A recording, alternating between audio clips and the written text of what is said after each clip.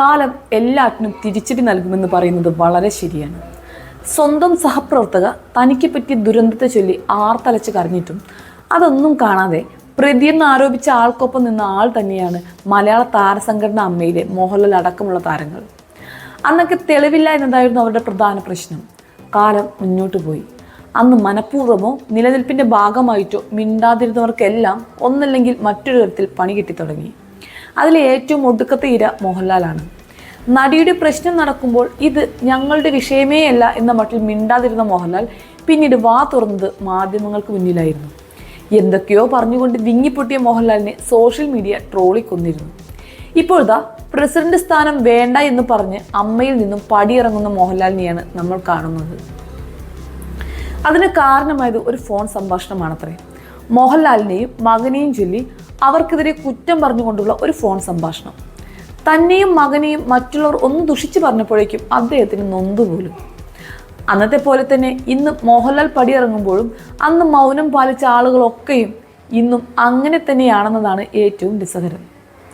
ചീത്ത വിളിച്ച് നടൻ്റെ ജീവനക്കാരിൽ നിന്നും ഈ സംഭാഷണം സിനിമാ സംഘടനകൾക്ക് കിട്ടുകയും ആ ഫോൺ സംഭാഷണത്തെക്കുറിച്ചുള്ള വാർത്ത സോഷ്യൽ മീഡിയയിൽ വലിയ ചർച്ചയ്ക്ക് വഴിയൊരുക്കുകയും അതോടൊപ്പം സംവിധായകനായ പ്രമുഖ നടനിൽ ചെന്ന് നിൽക്കുകയും ചെയ്തിരുന്നു. എന്നാൽ താരകുടുംബത്തിൽ നിന്നുള്ള സംവിധായകനായ നടനല്ല മോഹൻലാലിനെ വേദനിപ്പിക്കുന്ന പരാമർശം നടത്തിയതെന്നും മോഹൻലാലും പ്രണവും അഭിനയിക്കാത്ത സിനിമയുടെ പ്രൊമോഷനുമായി ബന്ധപ്പെട്ട തർക്കങ്ങളായിരുന്നു ലാലിനെ വേദനിപ്പിച്ചത് എന്നുമാണ് അദ്ദേഹവുമായി ഏറ്റവും അടുത്ത വൃത്തങ്ങൾ വെളിപ്പെടുത്തുന്നത്. അതേസമയം മോഹൻലാലിനെയും മകനെയും തെറ്റായ രീതിയിൽ പറഞ്ഞ നടൻ അമ്മയുടെ ജനറൽ ബോഡി യോഗത്തിൽ പങ്കെടുത്തിരുന്നില്ലത്രേ.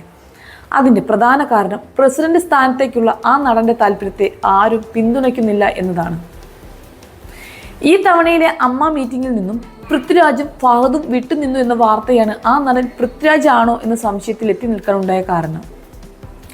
സത്യം പറഞ്ഞാൽ സിനിമയിൽ അഭിനയിക്കുന്നുണ്ടെങ്കിലും പ്രണവ് ഒരു കാര്യത്തിലും ഇടപെടാറില്ല എന്ന് മാത്രമല്ല ആരുമായും ഒരു മത്സരത്തിനും പോകാറില്ല.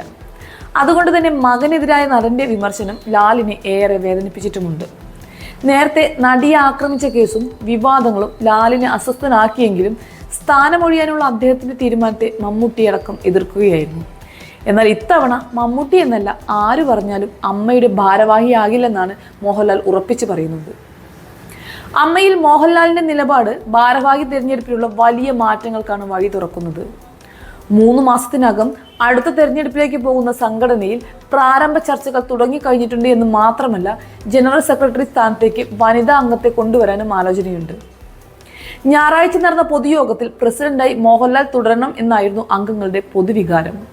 എന്നാൽ അത് തള്ളിക്കളഞ്ഞാണ് മോഹൻലാൽ നിലപാട് വ്യക്തമാക്കിയത്. ഭരണസമിതിയിലെ ജനറൽ സെക്രട്ടറി അടക്കമുള്ളവരുടെ രാജിയിലേക്ക് നയിച്ച സാഹചര്യം പൂർണ്ണമായി മാറിയിട്ടില്ലെന്ന് ചൂണ്ടിക്കാട്ടിയായിരുന്നു മോഹൻലാലിന്റെ നയപ്രഖ്യാപനം. യഥാർത്ഥത്തിൽ മോഹൻലാൽ രാജിവെച്ചിറങ്ങേണ്ട സാഹചര്യം അമ്മയിൽ നിലനിൽക്കുന്നില്ലെങ്കിലും സ്വരം നന്നാവുമ്പോൾ പാട്ട് നിർത്തുക എന്ന് തന്നെയാണ് ഏറ്റവും നല്ല കാര്യം.